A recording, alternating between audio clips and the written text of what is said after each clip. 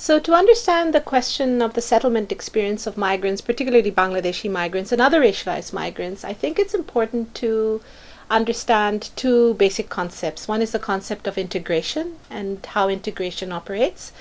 And another question, which I'm going to lead it to further on, is the question of public space and cities, how they provide a sort of host community to migrants who come in.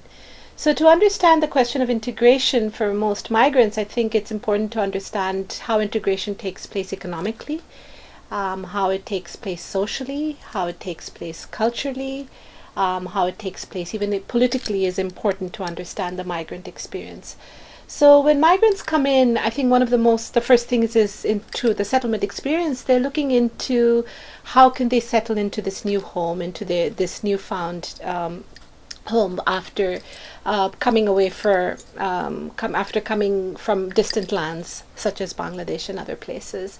And so they're looking for not only to a place to call home, but also to find affordable housing, and also to find friends, families, and other networks of connections.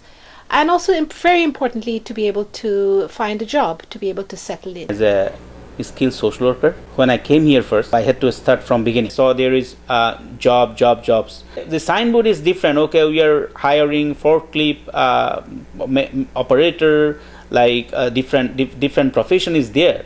Even some admin profession is there, the admin assistant. But when I went there, the talked to me that we have only general labor job. We don't have that much different professional job here. Now I brought money from my home country. I spent all of the money, and I was trying hard. It was very difficult. It was very difficult for me to get even the survival job. I have a master's degree in sociology, and also I have an international education from University of Oslo. For our country, we are like brain. So for our country, this is brain drain. But when we came here, we are not useful here. If I could get even entry-level job in the social services, and if it is required that I should learn something, okay, I could go to the continue education part-time. I am agreed to learn more, because I came here, I agreed that, okay, we have to learn something. People need 2 to 3 years to establish in his profession. But I am almost 3 years. But I do not get the full-time job. I'm still surviving on the relief or the on-call. There's a couple of reasons that it takes so long. Number one is quite often the work experience from the country of origin is not usually recognized. Secondly, the educational dynamics may not be. So it takes a couple of years, and I will bring up the difficult question of also issues of racism and discrimination, which take place not only in the housing sector but also in the work sphere as well. So often migrants find themselves having to upgrade their skills. Upgrade is, I'm putting quotation marks because they already have the skills, but it's how it's recognized and by the broader society. No, I don't think is that there is any wrong for not getting that job within 4 years. I have to wait, I have to improve my experience, I have to improve my quality. I have to fit myself for this environment. So I have to improve myself slowly within not 4 years. As an associate professor last time I was there, and I thought that it was not good for me because I cannot express my voice. And when I came here, I see that I can do myself what I want to do, and finally that I am free. Mentally I am free, so I am happy. My husband cannot do by himself all the expenses, so I have to do full-time job. I'm doing job with a factory. It is a printing press.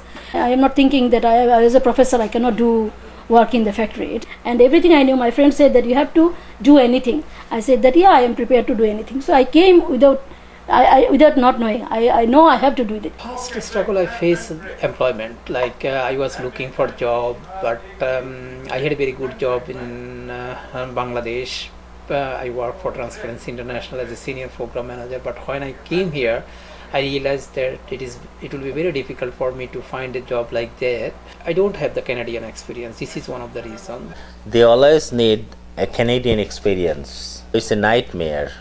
I don't know how do Canadian experience look like. I went to university. They call that they are giving us the placement or internship experience. The idea is, If we go for the internship and we got experience, and then the organization will consider this experience as a Canadian experience, but I have more than that experience than the placement, so they should consider our experience. I think this is the employer are stigmatized. They have stereotyping. The employer think that the people of color or the people of different language but from different country, they don't know how to work in a teamwork environment. But it's not true, because I worked for 10 years in a team. I know how to work in a team. They look for detail oriented. They look for good customer service skill. They look for the skill in problem solving. So we did that. We solve problems. We work in a team, and we are detail oriented. So, but their belief is not like that. They think we don't have these kinds of skills. So that's why they look for Canadian experience, Canadian teamwork, Canadian communication.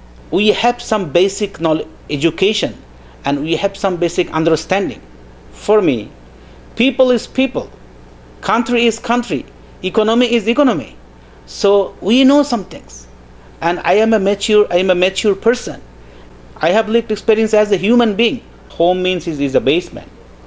So this is basement is $800. So even I'm not getting that much environment weather in this basement. I cannot see the outside weather. So sometimes it is not healthy for the children and even for the adult. So and sometimes this is the floor is wet. So I cannot move, because I'm thinking, okay, could I pay rent for the apartment? So still I'm thinking it's almost 3 years. If I have to pay 50% of my income for house rent, so I go for shopping only for the groceries. I don't have that much option to entertain my daughters, to go outside for different sightseeing, and then because if you go for different sightseeing and there is a lot of expenditure, so I don't have that much money to spend on my children. But children expect something from me or from their parent. So and it is good for their mental and their social health. So it is very difficult to fulfill their expectation as a parent. My kids are busy at home, especially the summertime, on the computer. They are watching different movies or something like that, but they are not outing, because I am busy in the morning, my wife busy in the afternoon, and both of us are very tired, so we like to take rest at home, and my kids are bored actually staying at home. So this has been happening for the last 4 years. And this is where a lot of the second generation migrants, through the school system, the public school system, which again has faced a lot of cutbacks in the last couple of years, the second generation experience where, for example, the education plays a level playing field is where migrants try to, or the children of migrants, the second generation migrants, are trying very hard to, move up the scale and move up the ladder, and move up in terms of social mobility and trying to. But again, there's a whole lot of other challenges in terms of if there's more and more cutbacks in the education system, in terms of the resources provided, in terms of university fees and so forth, that becomes more of a challenge. This is not the life in these type of developed countries. The prevailing situation is the existing situation. So the people who came in Canada, they cannot break the system, and from this system, you try to find out. If you get the chance, then you will do better. A lot of students from community college in social service diploma or social work field department, they have to do placement for 2 or 3 months. So the recruiter, especially the community-based organization, they recruited from these kinds of students because they actually know about the students. Then I thought, say, if I wanna get a job in my field, especially the social service, then I have to get a diploma because they are looking for some training. The people with some training from Canadian institutions or Canadian organization. So now that's why I got enrollment from a Georgetown College in a social service worker diploma, and I think this is worthy because there is lot of technical stuffs that I need to know to work in social service sector in Canada, because the social service sector in Canada and my back home is different. So now I convince, yes, we need to be trained. I need to be trained. So that's why I'm taking training from a community college. I should say specific thing. I work with the people in my home country. So here social service or social work is working with the people. Same thing. So if an engineer works in my home country with a machine or the infrastructure thing, here is also they are doing the same thing. So maybe they need to learn more, and we are ready to learn more. But they should give some opportunity and the structure facility so that we can grow up more. So all the non-profit agencies, when I applied, they are looking for like 1 to 3 years Canadian experience, similar this. I did not apply like a senior manager. I applied like I was senior manager outreach and communication. I just applied for outreach worker. Realized that I need to do volunteering with some organization, then I can gain some experience. I visited a lot of agencies, their website, and so at one stage I found an agency. I started volunteering with them, and in one stage, like after volunteering with almost 8-9 months, then I got a job as an outreach worker. It was 1 year contract, so my contract has been ended. I have to quit job, and then I went for further study to develop myself. I was not personally interested to come to Canada exactly. At that time my son was trying to go somewhere else for the study. So that's why my wife told him, so we can apply Canada and try to go together, not go the single way. I was a government servant in the Ministry of Industry. So my sector corporation is a small and cottage industries corporation. So I was doing the public relation manager. In our context, the age is towards barrier, and then at that age we don't have not enough knowledge in the internet or something like this technological. So I went to do some studies and then try to do something like my field, but I did not get like that much reply from this company. So one of my friends told me to go. The securities are now based here, so they sent me the neighborhood organization. So I went there, and then they sent me the company, and I. If you consider one person got a diploma from here and took OSA from the government, and again they are going back to the factory, so what is the worthy for government? I work in a business corporation as an analyst. I've been working there for 2.5 years almost now. Initially it was difficult because like any other immigrant, when I came here I had no clue what to do, and like many others I didn't have the connections or network, which is very important here. Now I know. So my idea was that if I don't achieve more than what I would have achieved in Bangladesh, then what's the benefit of migrating, right? We all come here for a better future, a better life, whatever way we put it. So that was the motivation, that I don't know how, but I know that I have to. There is also another way of understanding integration, which is a two-way process. And in terms of understanding a two-way process is where the immigrants not only are learning new languages and new kinds of rhythms and cultures, but also how migrants themselves are greeted and the reception experience of them. Even in Bangladesh, don't we have the same situation where a guy from outside Dhaka, when he comes to Dhaka with a very heavy, let's say Sylheti accent or Chittagonian accent, we always notice that, right? And we prefer somebody who is a very fluent, as we call in Bengali, Shuddha Bhasha, which means proper Bengali, right? So we don't say there's discrimination there, but here we have to understand situation is same. If I'm leading a team, just an example, maybe on the sales floor of a supermarket, right?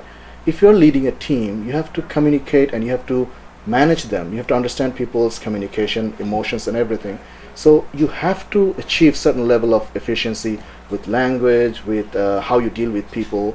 Some people actually get this message. So you'll see some people are really doing good. Others, I think, still need some support, some training. And once again, I'll say that those organizations in the community, people should reach out to them because they're helping. Many of us, we don't know about them, but we should find them out and we should reach out to gain those skills. The name of the organization is Bengali Information and Employment Services. As I experience a lot, I thought, okay, through an organization I can help in our community member in a cultural appropriate way. So that's why we sit together. I have some friends in Toronto, so we sit together and we decided that we can establish an organization. This organization can help our community, and we are successful and we got registered, and also we have been organizing different workshops on the problems we the newcomers are facing. So it's very active and it's very successful in our community, and we are very popular. And this is my volunteer job, and I am general secretary of this organization. I feel satisfied because I am associated with an organization where there is people are working. We are working together. So this is kind of mental satisfaction. So one of your interesting questions is how do we proceed from here? So number one, we know there's economic structural barriers. We do know that. Number two, we know that there's a whole other host of issues, discrimination in society and so forth. We know that already, and we're not going to beat around the bush. That's already there. We know there's issues of segregation in the city, that there are pockets of the city that are under-resourced and other parts of the city that are better resourced. We know that already, and that's enough. There's enough in the news. There's enough studies being done to prove all of these things, and so I just want to move away from that kind of understanding, which we already know. There's already enough evidence of that, the different kinds of structural barriers. And we know that migrants themselves are really pushing themselves towards different ways of managing their day-to-day lives. So the next step is, how do we move forward when we know all of this? And I think one thing that needs to happen, which is not happening enough of, is a stronger political will. And what I mean by a stronger political will is that since there are these questions of people getting together and forming their networks, and that's why I brought the question of public space. And if we do have these kind of public spaces, whether formal or informal, or whether they produce themselves or not, if people can get together and network together and form the associations, they can also, not just for economical reasons, not just for cultural needs, not just for social needs, but also for political need. And if they can get together and band together for a kind of political will to be able to pressure their councillors, to be able to pressure their MPs and MPPs, and to be able to push their agenda, that's the only way forward. So I think this is a political problem. It's not a social, economic, structural. It has to be a political problem.